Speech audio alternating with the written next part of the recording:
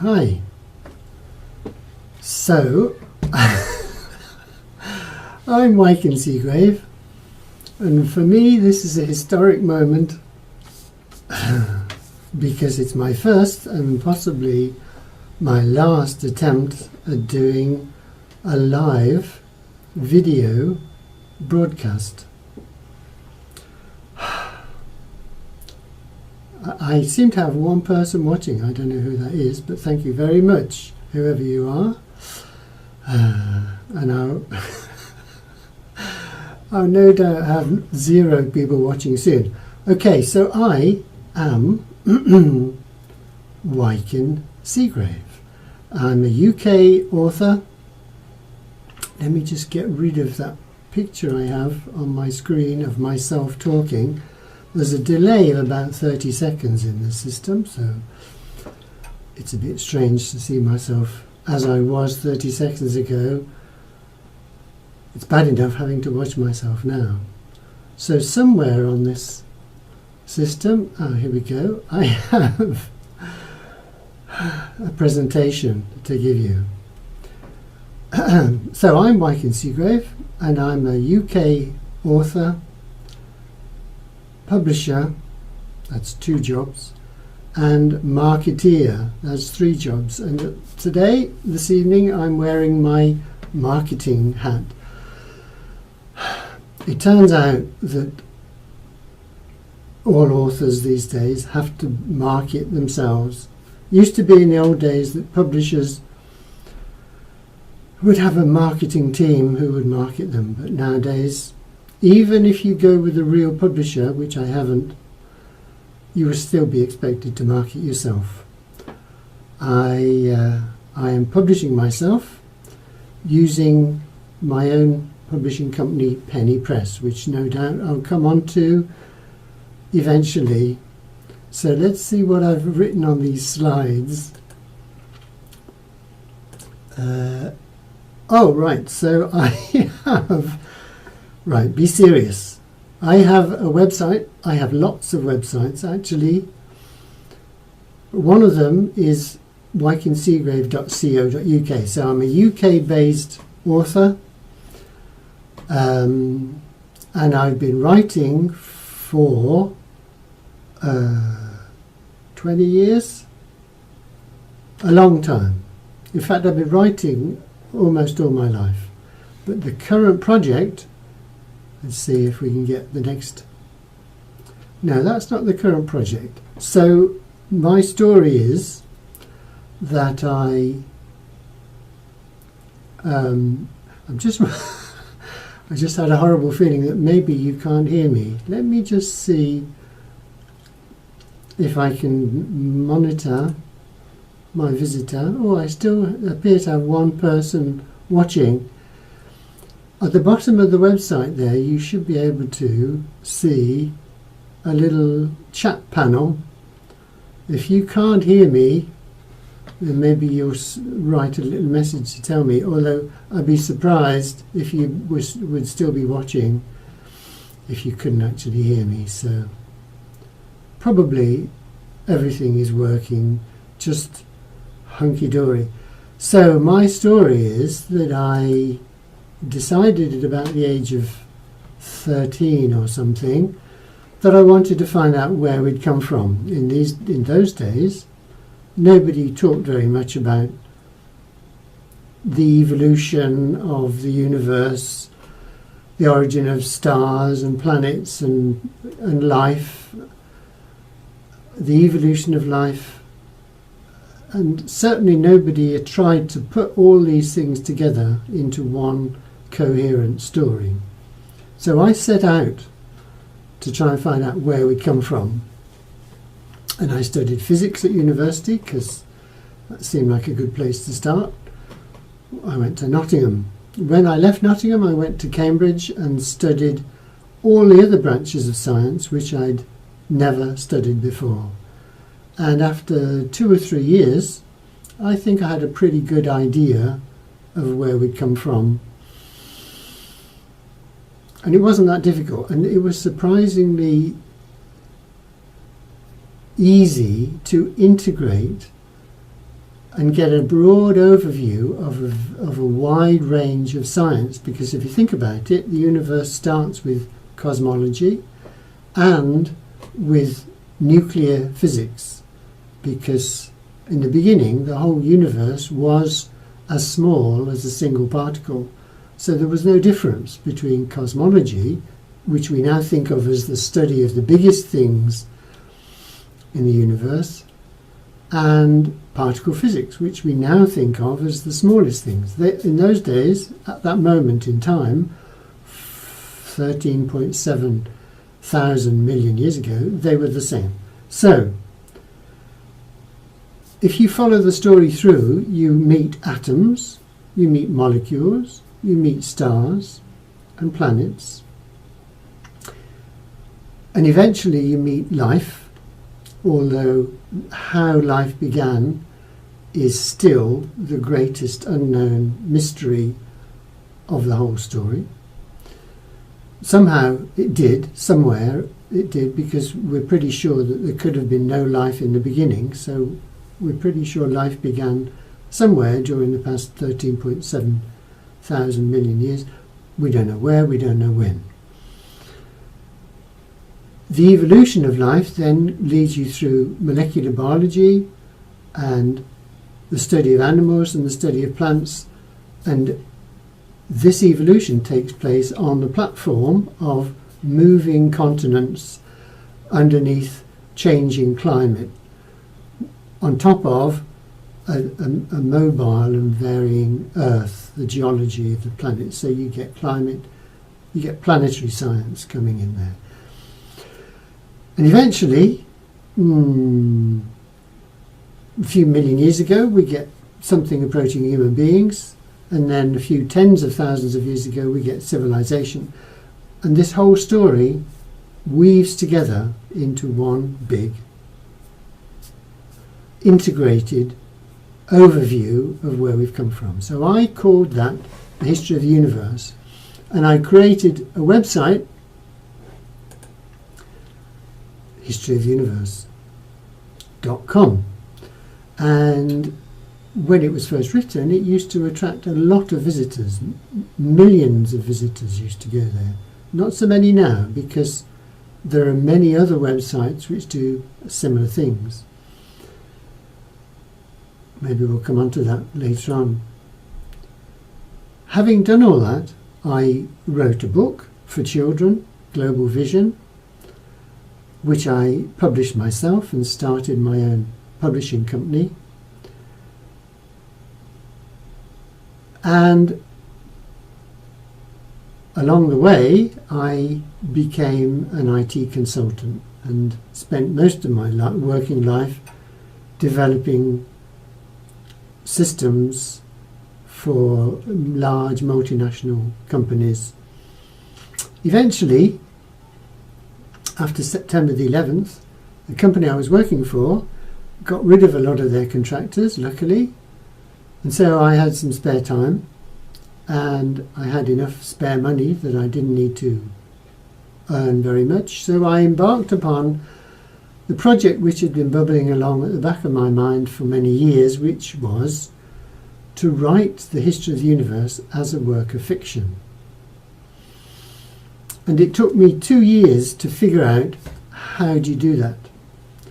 How do you create a scenario which is credible, which the reader can believe could actually happen, which would take the characters back through the whole history of the universe, back to the Big Bang?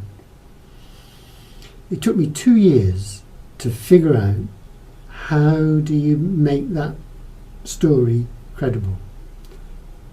And I think I eventually discovered it. And I've spent the next 11 years writing the book, which is Time Crystal, and it's a multi-volume epic, because the history of the universe is fairly long. And in fact, the history, the science part of it, the history part of it, is only a relatively small part, because in order to write a story, you have to have characters which the reader can believe in, which the reader will identify with and want to follow, especially for a long, long story. And so a lot of the story, a lot of Time Crystal, is spent in developing the characters. But it will eventually cover the whole history of the universe. And in fact, I'm expecting it to take another 10 volumes or so to finish. I don't really know how long it's going to take. So far, I've written 2 volumes, and I've rewritten those 2 volumes, and I have rewritten the 2 volumes many times. They've been through a huge amount of change in the past, however many, 10 years?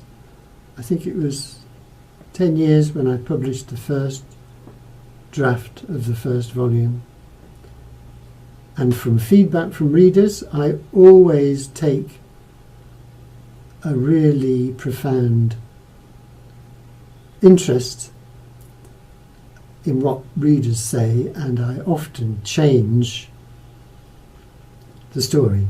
I often change things, and I have changed things profoundly, so that nowadays readers, instead of giving me negative feedback, tend to give me more positive feedback. But I still need more.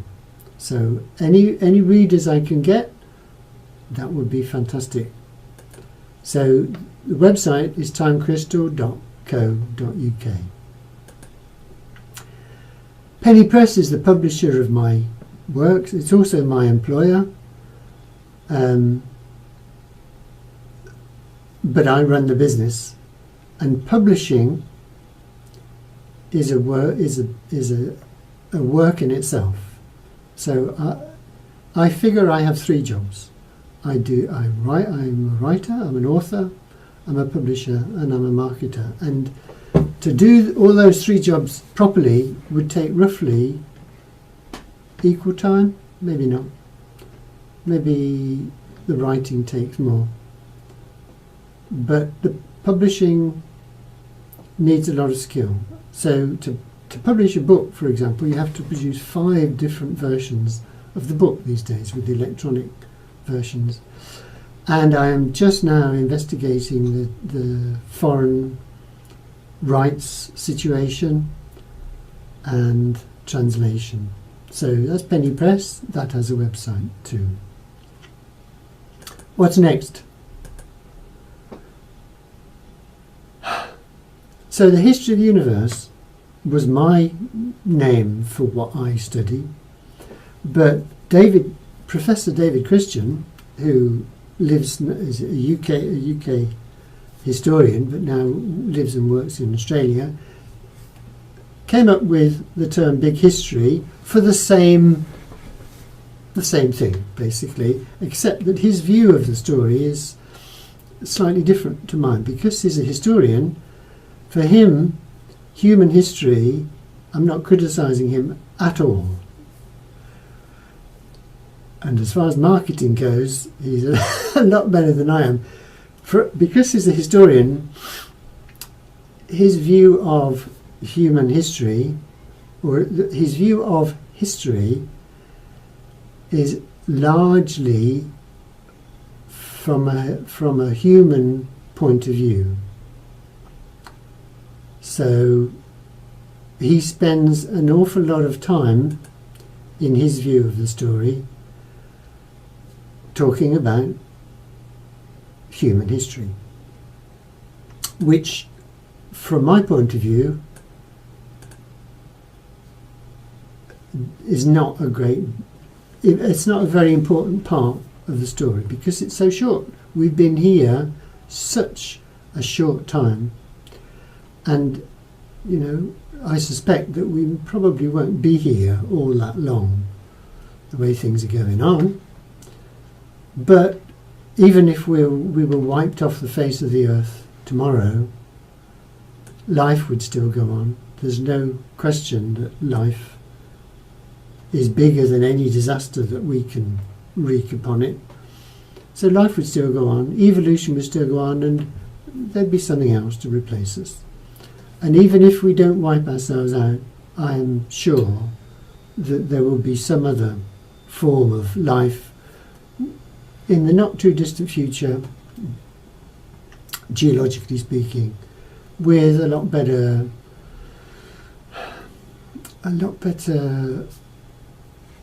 view of each other, a lot more respect for each other than we tend to show.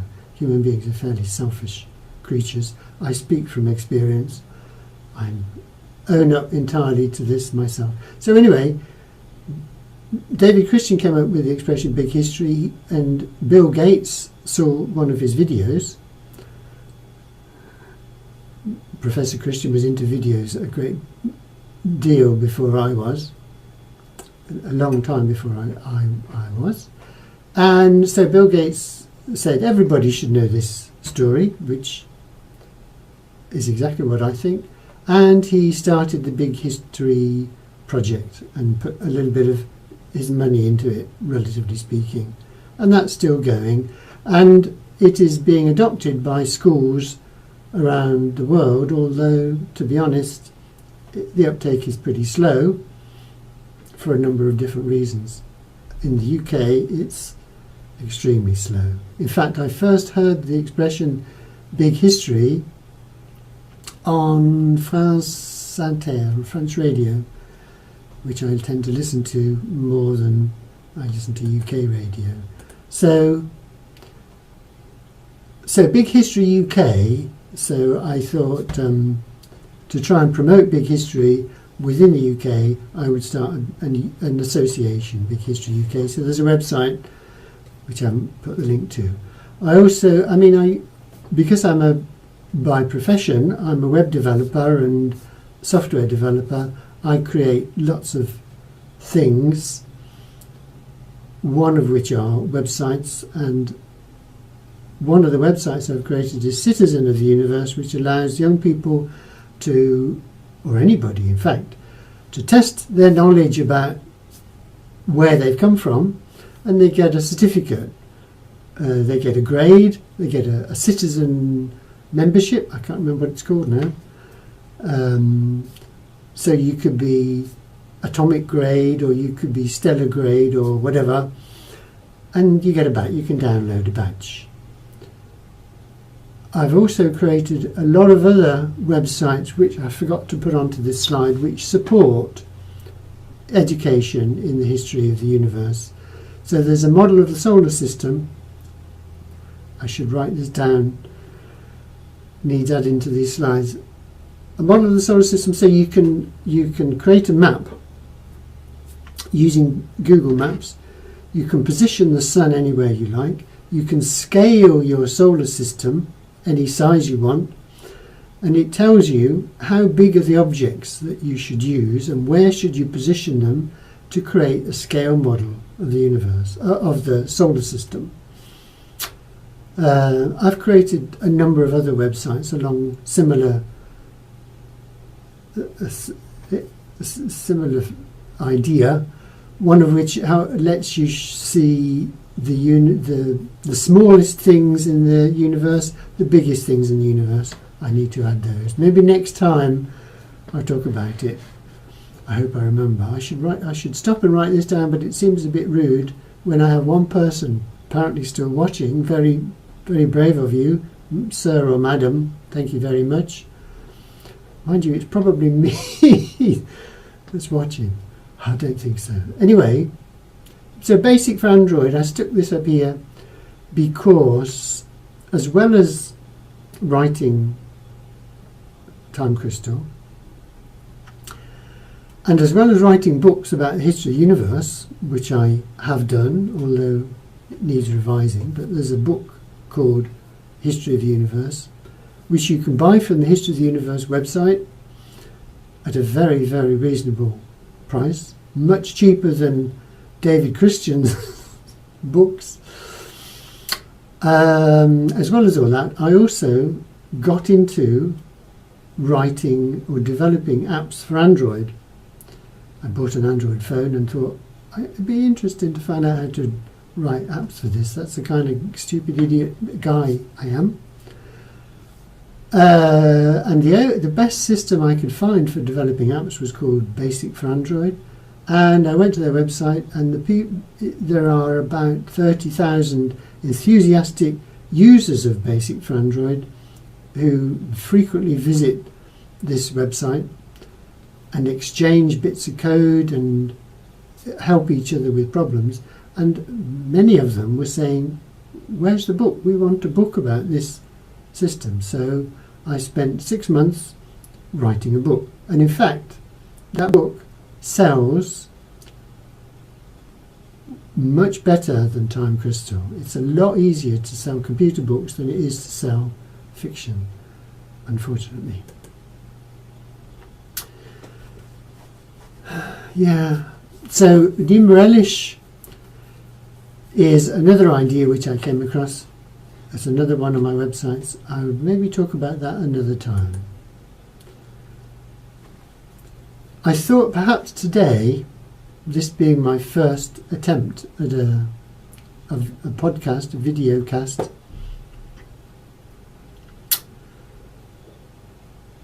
maybe I ought to talk about why am I doing a video cast. You know, young people do, what do they call them, vlogs, video logs,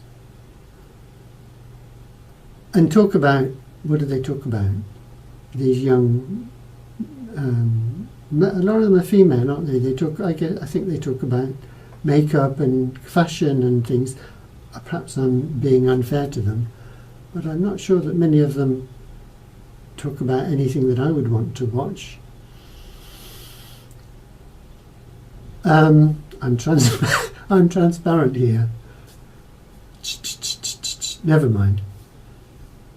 So essentially, I thought this idea of having a video log, first of all, a live video, so that an author can interact with, possibly with readers, or possibly with just interested people, so they could ask a question while the thing is live and I could answer the question. Because I don't know that there are that many authors who actually talk about their work. And indeed, I sometimes say, the reason I'm an author is that I'm quite happy sitting alone writing, whereas being in social situations to me can be quite challenging sometimes, especially if there's a lot of people. I tend to shrink into my shell, and I don't feel particularly shrunken at the moment, and having been a teacher and a computer lecturer and things, a university lecturer, I'm quite capable of speaking in public, but social situations are not my strong point. I tend not to speak. So why am I talking about this? Being able to talk to people is an important thing, and being able to converse with people, I thought this would be one way of doing it. Another reason why I thought this would be useful is that most of these vlogs, are they called vlogs?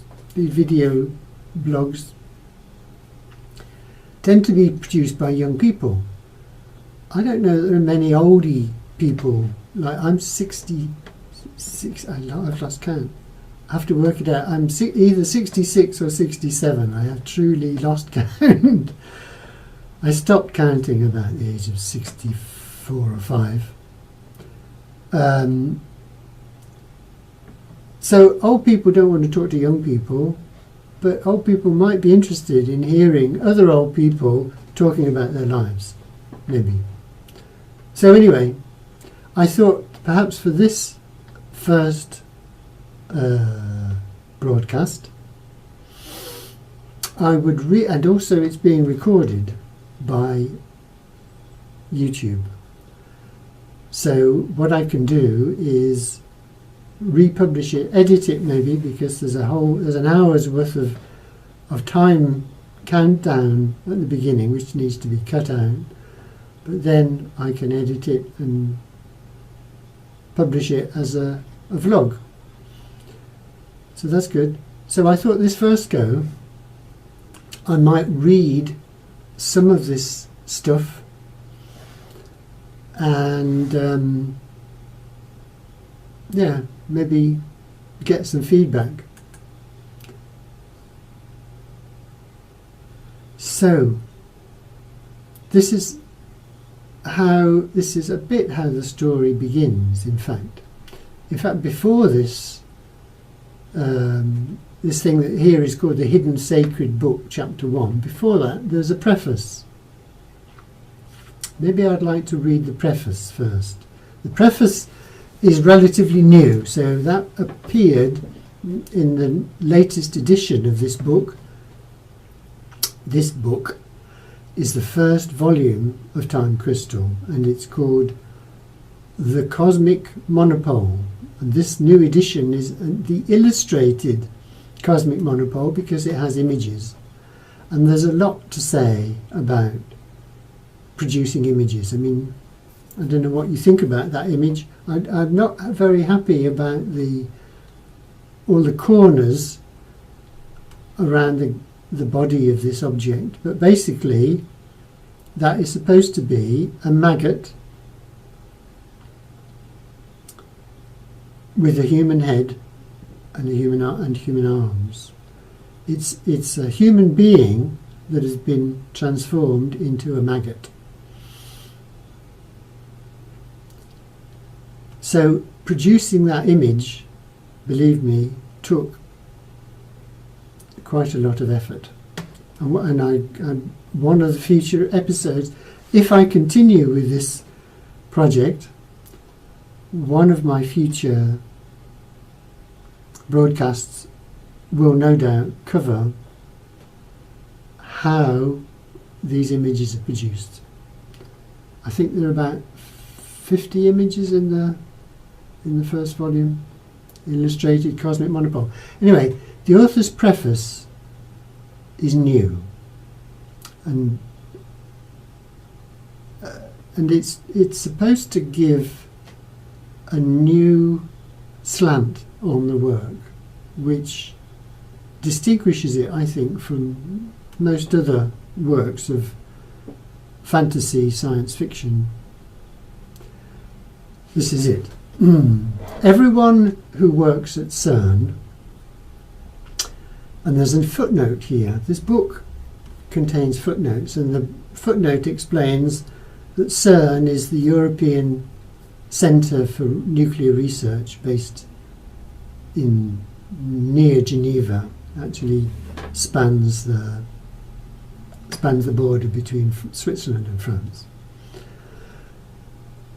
Everyone who works at CERN remembers the 19th of September 2008. I have indigestion here. Let me have a drink. Excuse me.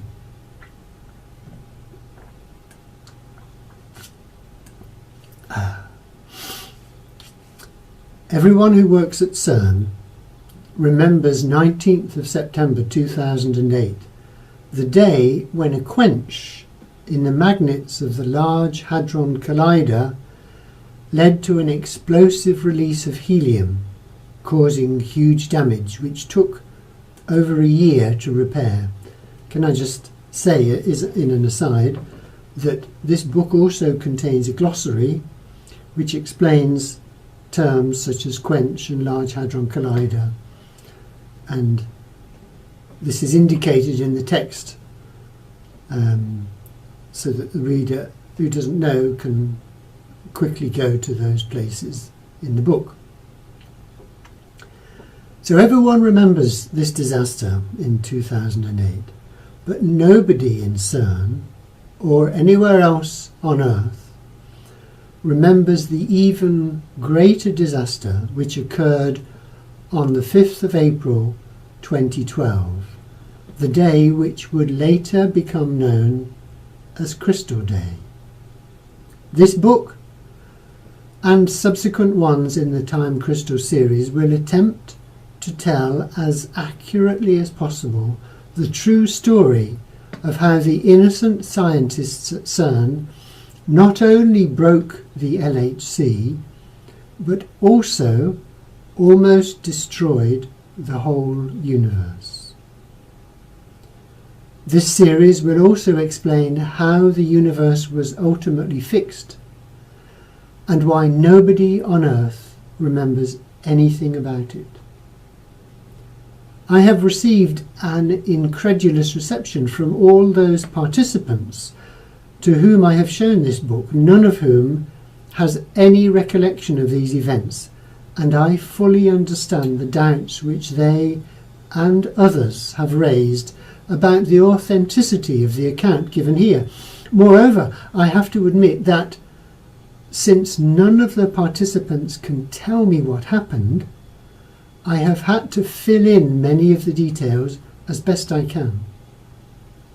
I make no excuse for this. It was the only way of putting together a coherent account of these incredible and truly historic events so that they would be accessible to the general reader. Indeed, if I had not obtained the written records of some of the major participants, I too would not have believed any of it to be possible. However, I maintain that the bulk of the story gives an accurate description of the events which occurred before, during, and after Crystal Day, based upon the documentary evidence. How I came by these documents will be revealed in one of the later books in this series.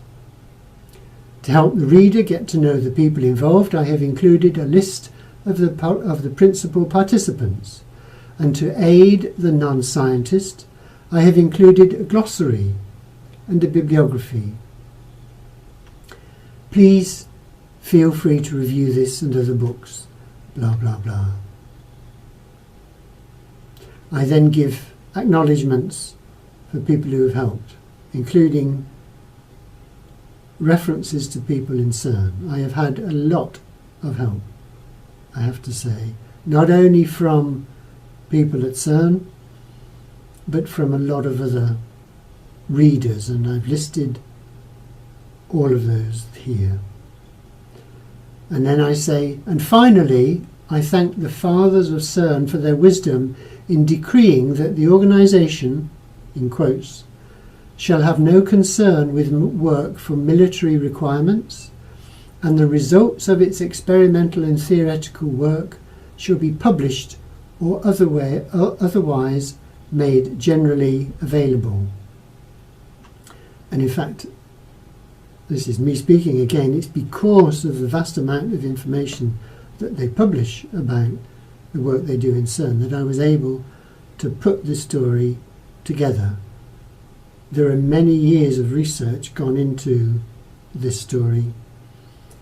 Not only research on the internet, but research in CERN, research in Geneva, research at the United Nations, and so on and so on. And so, the first volume, the first chapter of the first volume, is now called Michael's Diary, Cosmic Monopole. It used to be called Hidden Sacred Book Chapter 1. The title has recently changed. There is a recording of me, in fact a video of me reading this on the internet, and I will hopefully show a link to it at some point in the next half an hour. But what I'd like to do is just begin reading the first part of it. So there's no explanation of what that creature is, but in fact that is Michael. So this is Michael's diary. And so at last I come to you, blessed monopole, seed of the becoming, to whom this diary is most humbly dedicated.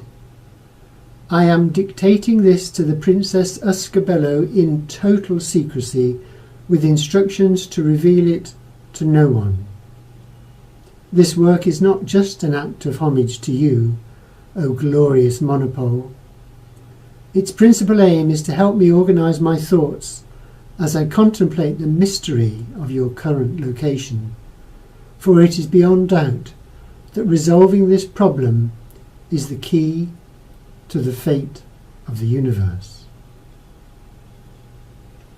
Your story begins in the skies above the domain known as Entroilia. At that time you still took the form of a cosmic seed. During the annual mating of Her Imperial Majesty Queen Carolinda, an unidentified drone did fertilise one of her eggs with you, thereby creating the cosmic egg and giving impetus to the unfolding history recounted with devotion in my preceding chronicles. Once inside the living egg, you became manifest as the object later known to mankind as the cosmic monopole. As I explained in chapter 1 of my first book, which Uscabello has deposited in the Setia Library, when the egg subdivided into incompatible regions with different physical laws, you were trapped at the junction between 3 of these regions, which mankind would call universes.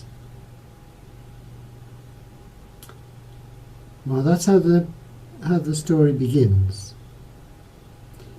It goes on to give an account of the creation, the very early moments in the history of the universe, and explains how eventually this cosmic monopole emerged from the Big Bang, wandered around the universe, was trapped inside the Milky Way galaxy,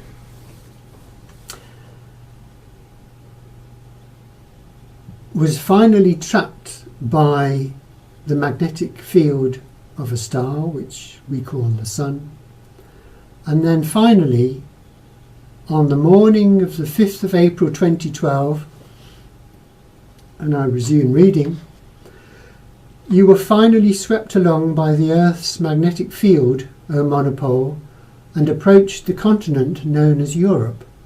Plunging down through the thin cloud, you descended rapidly towards a lake, trapped between 2 mountain ranges.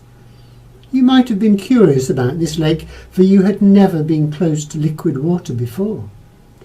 Water ice, yes, that was common enough upon dust grains in the galaxy, but it was rare to find a planet which was at just the right distance from its star, such that water would neither boil nor freeze, but remain as a liquid.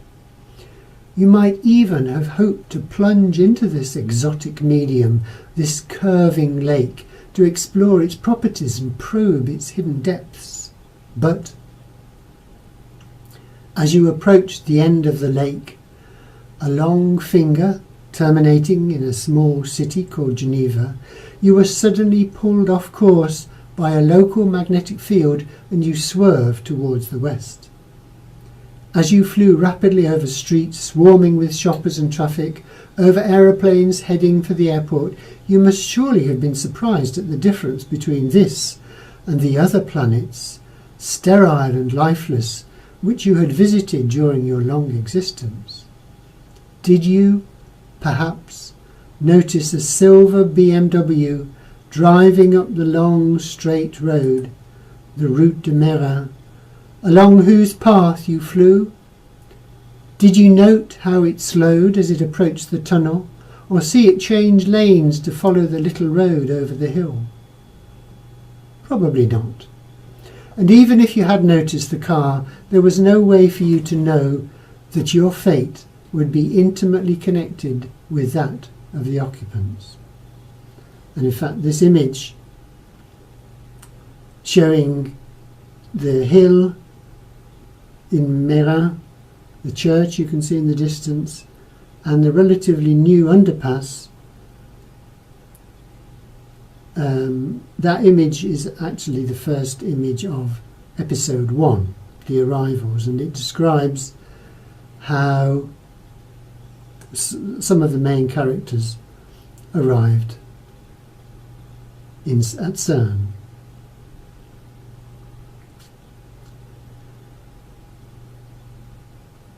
So that's the situation. That in the beginning we're not clear what is this creature that's describing this, that's giving this account, talking to the cosmic monopole. We're not sure what it is, where it's come from, or anything. But hopefully, what I hope anyway, is two things. First, that it will engage the reader. I don't know if it does, or if it puts the reader off, because there's quite a bit of science in there. But the second point, the reason why, because originally the story didn't begin like that at all, the reason it begins like that now is that I thought, if the reader reads nothing more than the first chapter, at least they would have got an overview of the history of the universe. But I don't know. That was the idea anyway.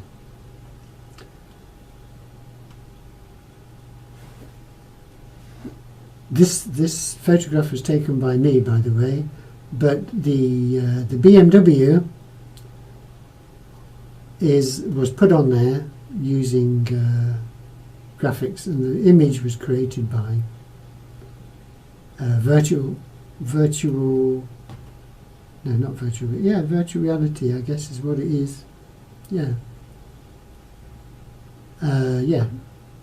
So virtual reality software, and in fact the characters that you can see in there, I should get out of the way here.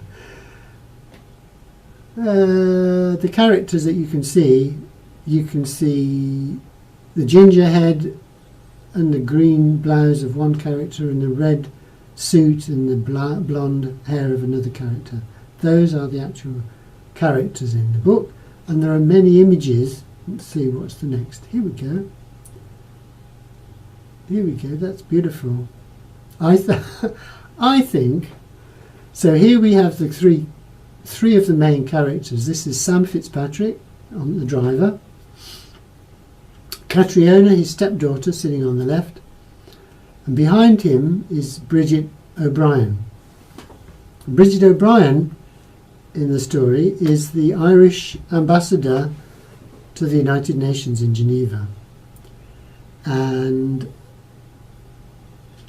I've recently discovered that the real Irish ambassador to the United Nations in Geneva has a very similar name, but I can assure her that, and in fact it's a female, I can assure her that that is pure coincidence. The name Bridget O'Brien was coined many years ago. I can't remember what her name is now. I think it's not Bridget, I'm pretty sure it's O'Brien. But anyway, so what we're seeing here is the car has descended the hill. We're on the other side of this hill. In the background you can see the church in Mera. Mera is the nearest town to CERN, the CERN main site. And things happened on that descent, which I described in the first episode. What else have I got? Not a lot. So now, that's 3/4 of an hour. I still have one person watching, which I'm astounded about.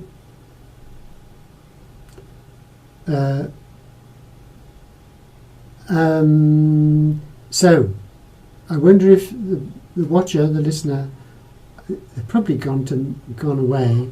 But if you have any questions, I would be very happy to answer them. Otherwise, what have I got to say? My neighbours have started making a noise. So maybe that's, if you haven't got any questions, I don't think there's anything else to show you. I'm proud of this. I'm proud of this image. I love this image. Time crystal. What should I say about time?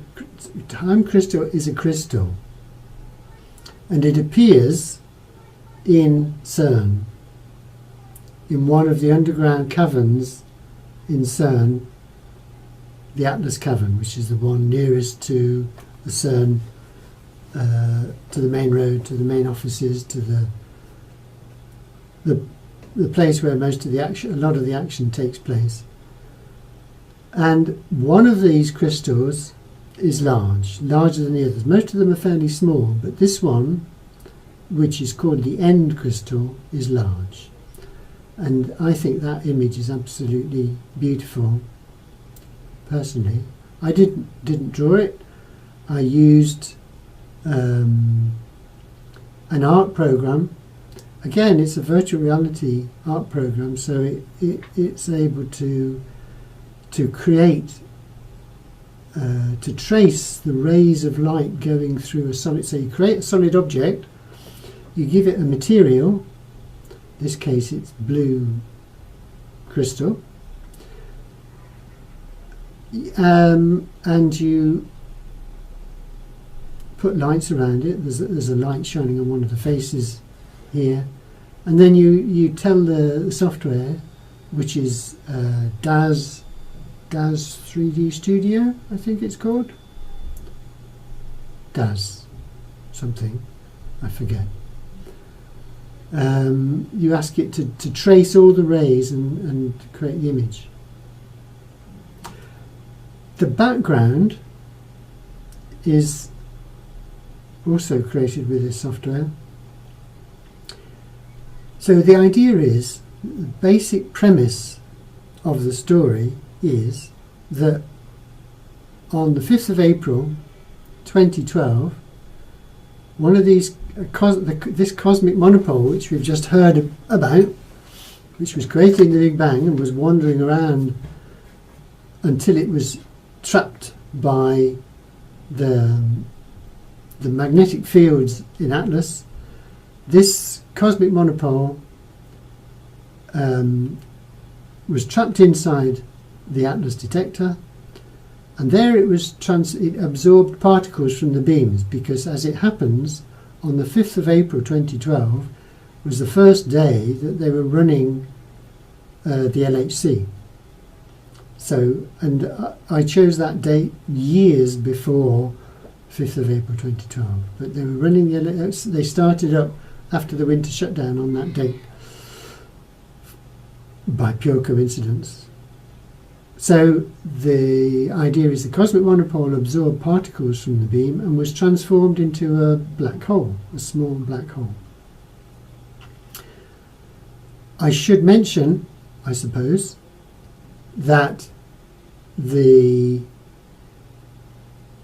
is no evidence that the cosmic monopoles exist, although there is good theoretical grounds for believing that perhaps they should, and this is explained in the story. There is also no evidence that if there was a cosmic monopole, so a cosmic monopole is just a magnetic monopole which is outside of the Earth. There's no evidence that it could be trapped by CERN, and if it was, there's no evidence at all that it would be transformed into a black hole. This is pure supposition. This is for the sake of the story. However, I have to say that as far as I know, no scientist has ever seriously considered the possibility that this might happen. And so maybe I have some grounds for asserting that if it did happen, it could be dangerous. In my story, a black hole is created, the black hole burns its way out of Atlas, burns its way out of the beam pipe, which is the thing in the middle where the particles go, part of the LHC, absorbs matter from Atlas, gets transformed into a bigger and bigger black hole, which eventually emerges and absorbs two people, one of whom is Sam, whom we've already seen, Sam Fitzpatrick, the wife of the Irish ambassador. The other one is Michael Zhang, a Chinese-Irish scientist who works in CERN, and it's in order to visit him that Bridget O'Brien has actually gone or been taken down into one of the caverns near to Atlas. So Michael and Sam get absorbed, and a few moments later, time stops everywhere in the universe. And why time stops is explained in the story. Hopefully in a credible way. Time stops everywhere except near fragments of these mysterious blue crystals which suddenly appear in the Atlas cavern. They come flying out, so we got fragments scattered all over the place, and around each fragment there is a bubble of time. So time has stopped everywhere on Earth, and in fact everywhere in the universe, except within these bubbles of time. If it didn't keep going within a bubble of time, there would be no story whatsoever. Anyway, one of these fragments hits one of the characters, and she eventually revives other characters, and so the story goes on. The bubble which surrounds the fragments of crystal is what's seen in the background. So as you watch a bubble, it moves. This is not an animated picture, although it might be interesting to try to create one. I should be able to do that. But anyway, they're basically red and green blotches with black areas. The blue shouldn't really be in there. It's not in the story, but never mind. And later on in the book we will explain where these patterns come from. So if you've got a fragment of crystal, you must first of all make sure that your whole body is inside the bubble, because otherwise, if part of your body is outside the bubble, it will freeze. Blood won't flow.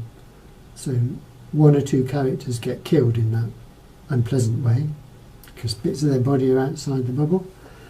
So you have to keep your body inside, and you can watch the pattern change. You can also do other things. There are various different things that these bubbles allow you to do, these crystals allow you to do, which maybe I'll talk about in a later episode.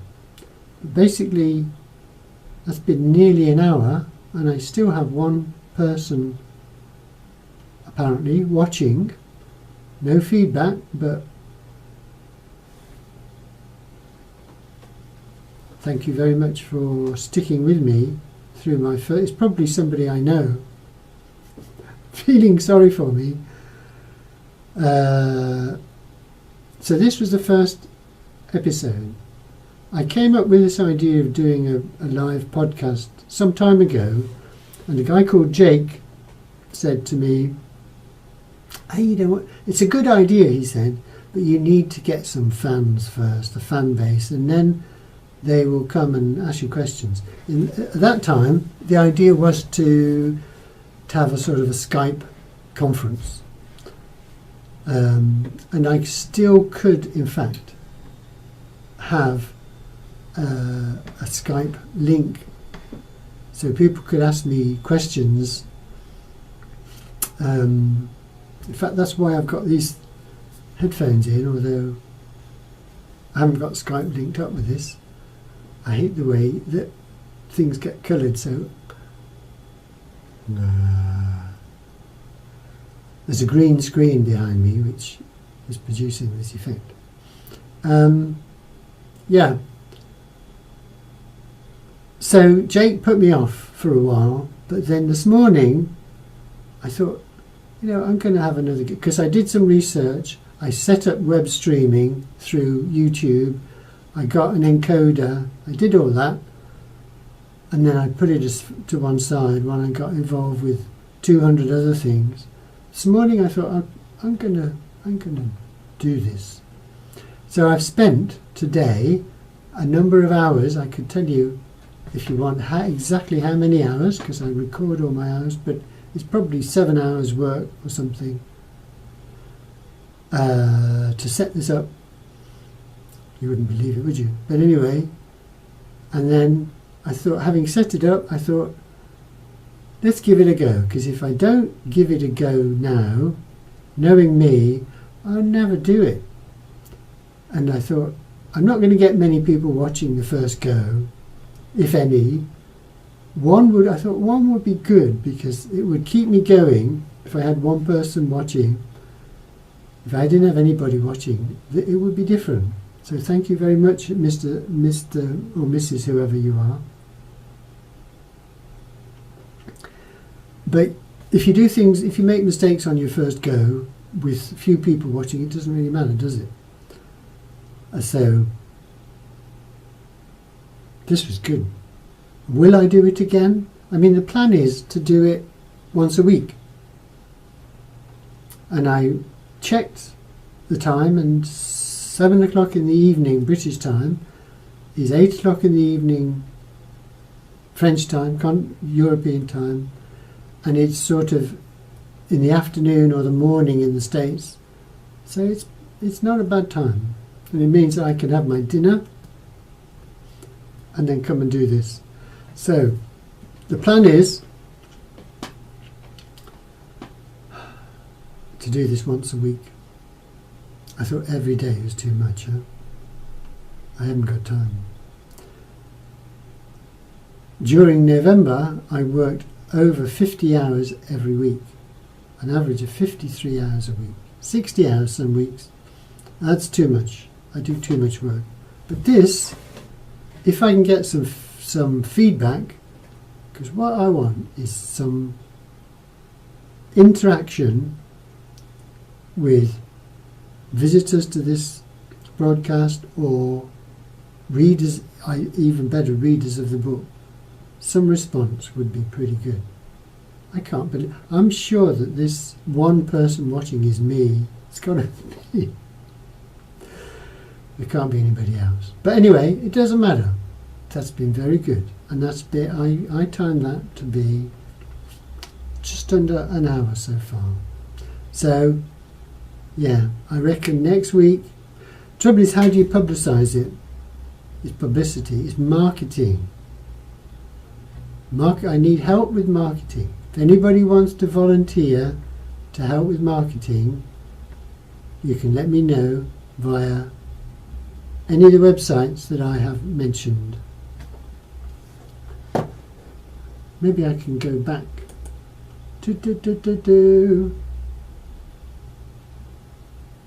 Go to first slide. Here we go. So wykenseagrave.co.uk is a pretty good place to start, to send me offers of help and assistance in marketing this, so that next time we get two people watching. Okay. Thank you very much. And good night.